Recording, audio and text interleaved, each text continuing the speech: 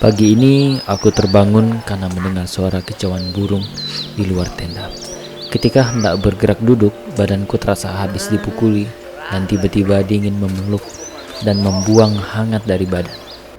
Aku terus berkata kepada diri sendiri untuk bangun dan melakukan sesuatu pagi hari ini.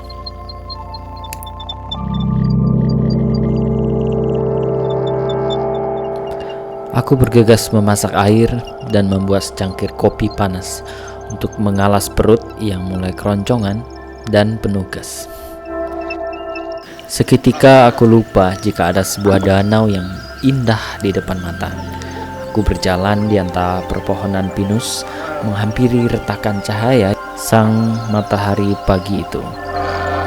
Warnanya begitu merona, seperti cat air yang ditumpahkan langsung oleh langit. Pagi ini aku ditemani bebek dan ikan nila, suara ombak yang lembut, dan burung-burung yang mencari makan di tepian. Dalam hati aku berkata pelan, andai suatu hari aku tua, mungkin aku ingin duduk di sini lebih lama dari hari ini. Ada keheningan yang tak menghakimi, tidak menuntut. Seolah alam berkata, istirahatlah, kau sudah bertahan sejauh ini. Saat menoleh ke kiri, aku melihat gunung di atas gunung. Ya, itu gunung Baru Jari, anak dari Rinjani yang tumbuh perlahan namun pasti. Gunung yang muncul dari danau, dari rahim bumi yang sedang bercerita. Ya, seperti pengingat bahwa kehidupan biasa lahir bahkan dari luka yang paling dalam.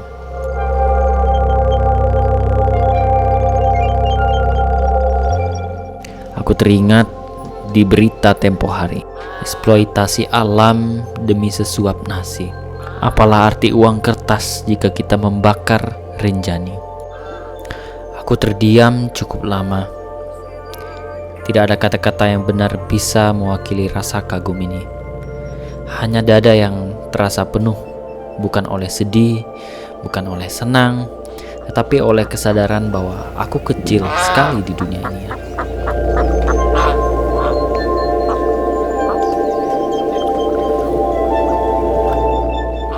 Hari ini sangat ramai. Ternyata kami ditemani oleh banyak orang yang berkemah di sini semalam. Saling berbagi cerita, api unggun, dan kehangatan yang tidak perlu banyak kata. Sebab kadang kebersamaan tidak mengharuskan kita untuk selalu berbicara. Cukup hadir, cukup ada. Dan matahari mulai naik. Kami bergegas masak dan bersiap-siap berangkat pulang. Kami tahu akan singgah sekali di jalan nanti untuk santapan terakhir sebelum semua kembali menjadi cerita. Aku bersyukur pagi di Segara Anak ditemani Amak Senja dan J yang tak hilang dari pandangan. Mereka bukan hanya rekan perjalanan kali ini. Mereka adalah saksi dari hari-hari yang tidak akan pernah kembali. Teman yang lain sudah duluan pergi bersama rekannya. Tinggal kami berlima. Meski agak terlambat, kami pastikan semua barang tak tertinggal dan kami siap pergi.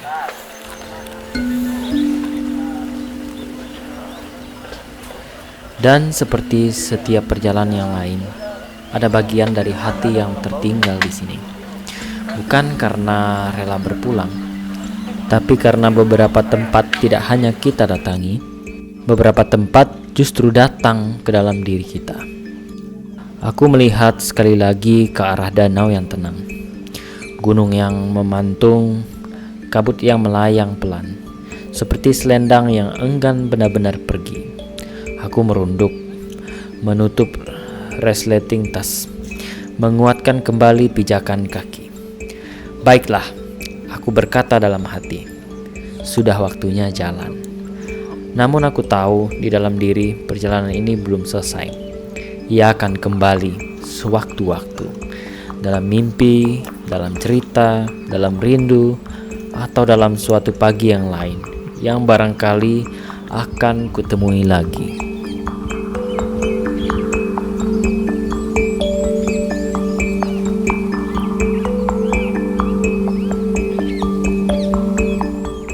Kami mulai merapikan tenda, mengikat tali, menutup jejak.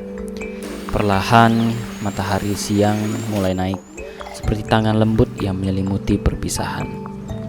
Segara anak akan berdiri tenang, seolah tahu setiap orang yang datang padanya pasti membawa pergumulan, lalu pulang dengan sesuatu yang baru.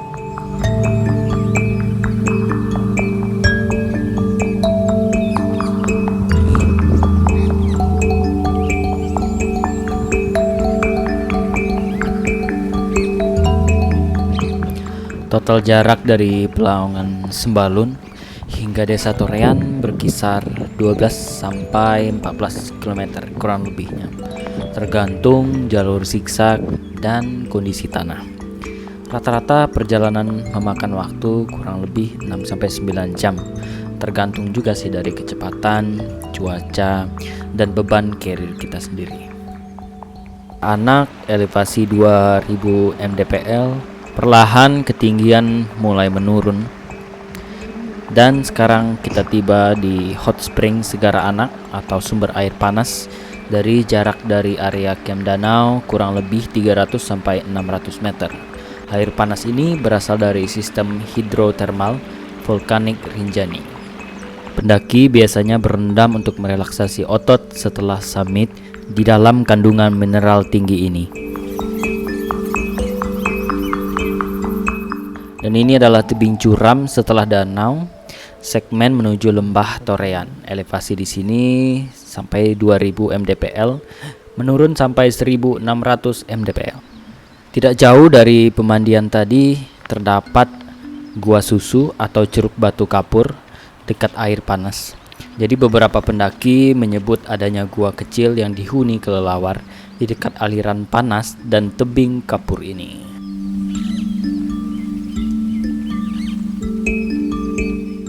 Tidak jauh dari sini, kita akan mendekati air terjun menuju penimbunan. Jadi air terjun ini mulai tampak ketika ketinggian turun 1400 sampai 1300 mdpl. Jadi aliran ini berasal dari sistem drainase Danau Segara Anak sendiri. Just like that. Kita bisa lihat dari kejauhan, tapi kami belum tahu apakah ada jalan menuju air terjun kecil ini. Tapi dari jauh terlihat sangat indah, teman-teman. Segera setelah hot spring terdapat beberapa segmen tangga pada jalur turun. Jadi struktur pembantu seperti ini bisa licin saat hujan ya. Jadi teman-teman harus periksa kondisi dan gunakan pegangan ya. Jadi spot-spot ini sangat bahaya. Pada cuaca panas seperti sekarang, ya jalur ini menjadi seperti biasa, jadi kering tapi tetap curam, dan ya menurut kami ini dapat dilalui dengan mudah.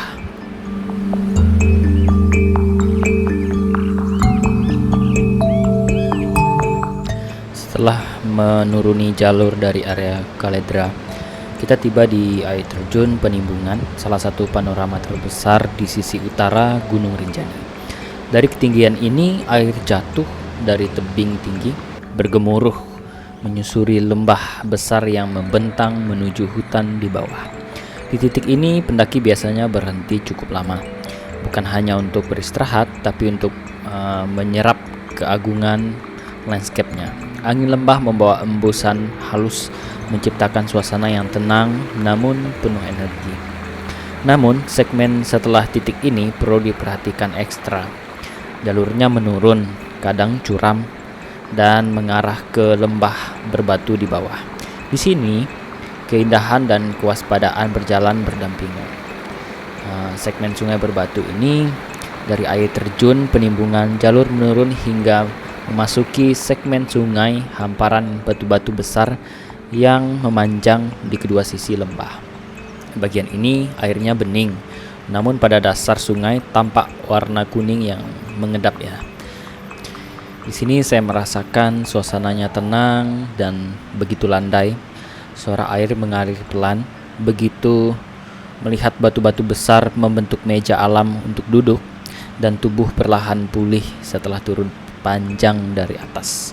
Ini adalah tempat di mana pendaki sering berhenti, biasanya untuk merendam kaki, mengatur napas, dan menikmati ketenangan lembah ini. Di sini gunung seolah memberikan jeda, ruang untuk kembali merasakan ritme tubuh kita sendiri. Dan spot berikutnya, alam juga menyediakan air yang begitu jernih, dapat kita nikmati langsung tanpa filter. Kami sempat mengisi wadah-wadah kosong, lalu beristirahat sejenak sambil menyapa pendaki lain, bercanda ria, dan mengatur strategi berikutnya karena perjalanan masih sangat jauh. Pada area kanan dari tebing yang curam ini terdapat jalur, tapi TNGR belum mengatakan bahwa ini jalur menuju kemana. Setelah melewati sungai, jalur kembali naik dan turun melewati segmen tebing dan jurang curam. Di bagian inilah setiap langkah memerlukan fokus. Tanah di beberapa titik bisa rapuh atau berpasir, dan jalurnya cukup sempit. Biasanya, percakapan mulai mereda. Para pendaki berjalan bergantian dan saling menjaga jarak aman. Pemandangannya luar biasa. Lembah hijau terbuka luas, garis sungai terlihat jauh di bawah, dan dinding batu menjulang di sisi lainnya. Namun semua keindahan ini harus dinikmati dengan sikap menghormati medan. Disinilah Rinjani mengingatkan kita, perjalanan ini bukan hanya tentang sampai tujuan, teman-teman, tetapi juga cara kita melewati setiap langkahnya.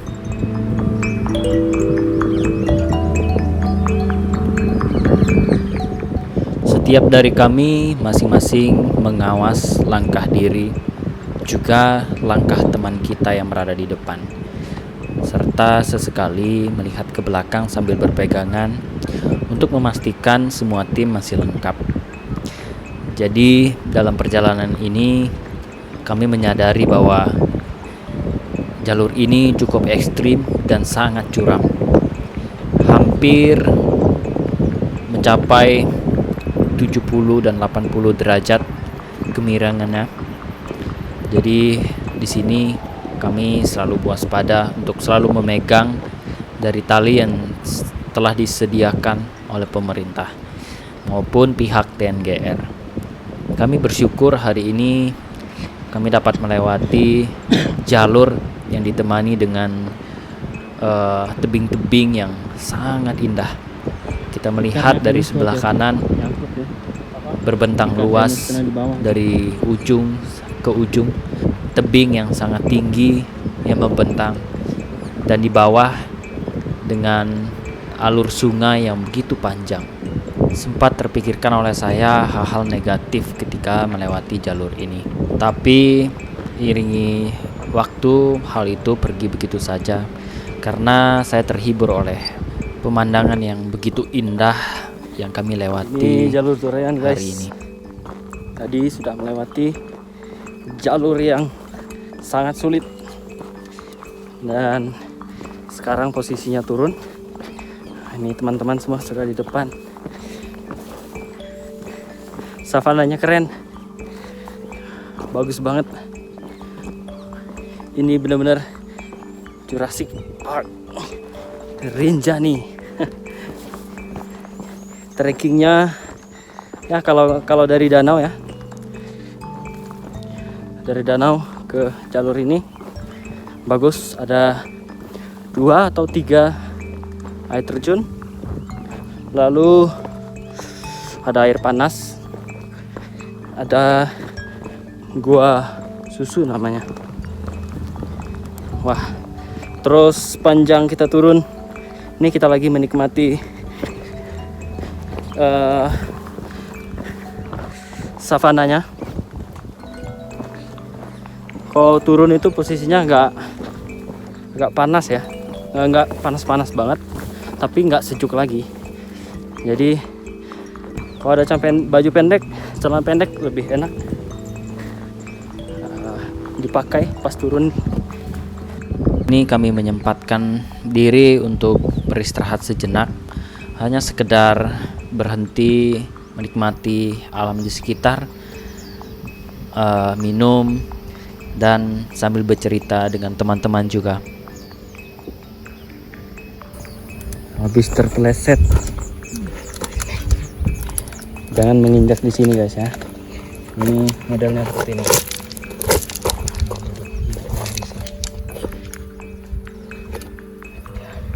Jangan injak di sini.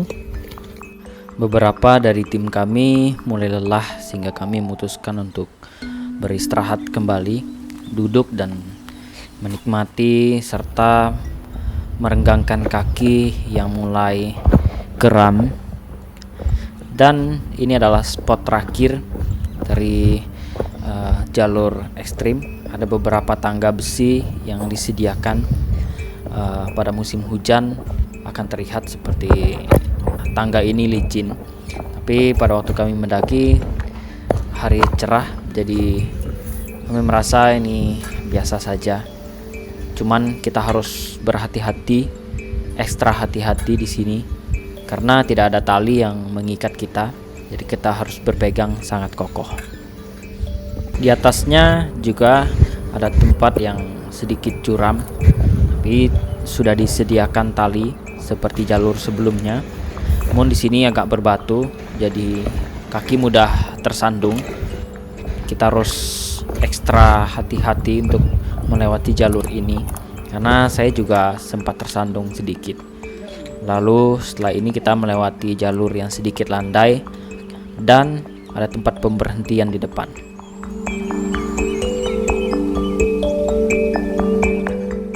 Oh guys, kami lagi makan. Ya.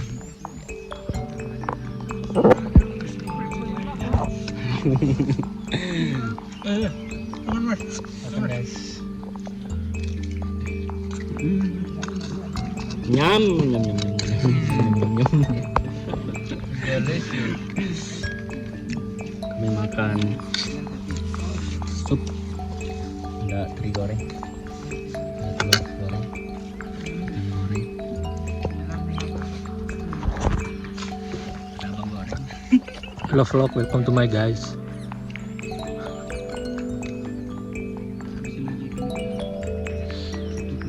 Enak, enak. Titik ini kami berhenti lebih lama, sekitar kurang lebih 1 jam. Kami menyalakan kompor, memasak makanan siang yang sederhana, menyeduh kopi, lalu berbagi cerita dengan pendaki lain dan porter yang ikut istirahat juga di sana.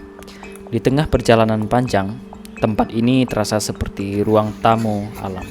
Tidak ada sinyal, tidak ada hiruk-pikuk, hanya aliran sungai lembut yang terdengar pelan dan lebih jauh yang terbentang luas. Setelah mengisi lambung dan mengistirahatkan badan sebentar, kami melanjutkan perjalanan karena di depan ada hal yang sangat menarik akan kita lihat.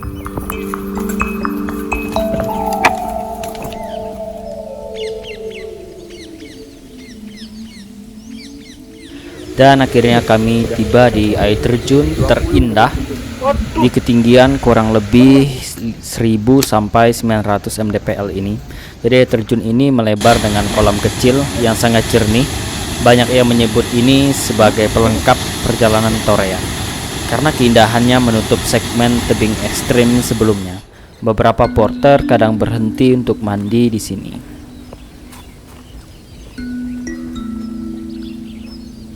Ya, kami sudah masuki hutan. Ini hutan. Sudah selesai savana. Air terjun itu terakhir.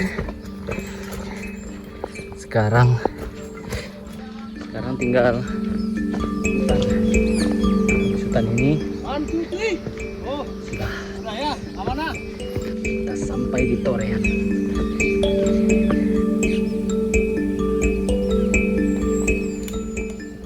Akhirnya kami tiba di Sungai Datar, atau ini biasanya dijadikan spot mandi.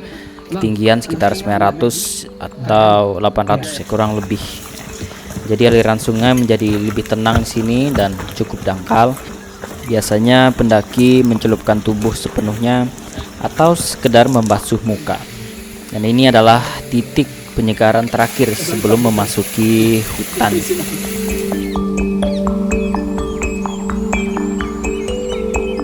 Sudah sampai di ini pos pertama.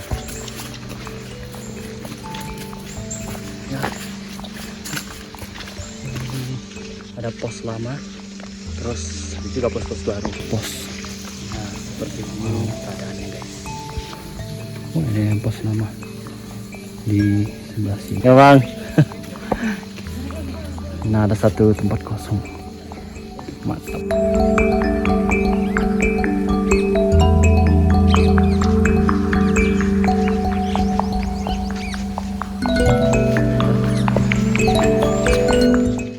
Tidak berisik. Senang dengan suara burung berkicau.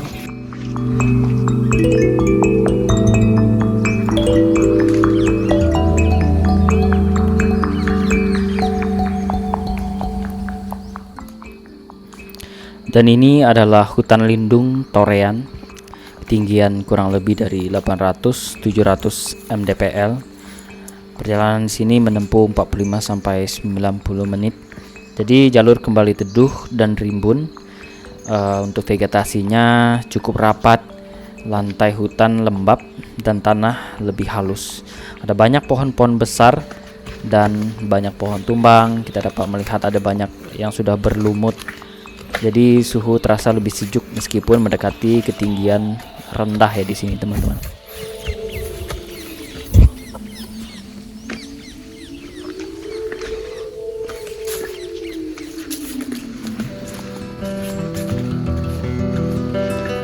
Pohon tumbang. Pada area konservasi ini biasanya orang pernah mendengar suara hewan-hewan yang lebih banyak seperti monyet, babi dan beberapa hewan lain yang besar. Pada hari ini kami tidak mendengar apapun, hanya monyet.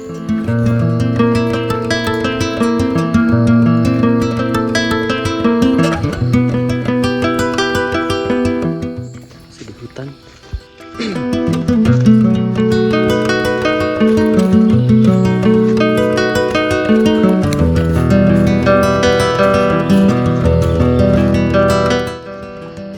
Tidak ada ditanam apa-apa di sini.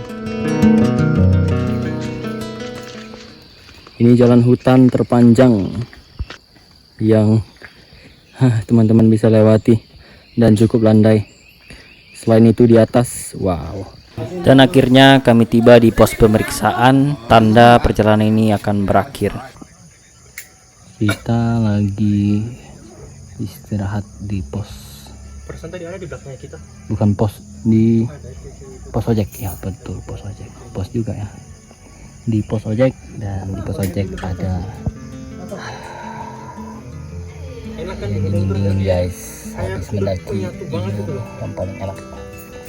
Habis ini berjalan 1 jam lagi sampai ke parkiran mobil. Nah.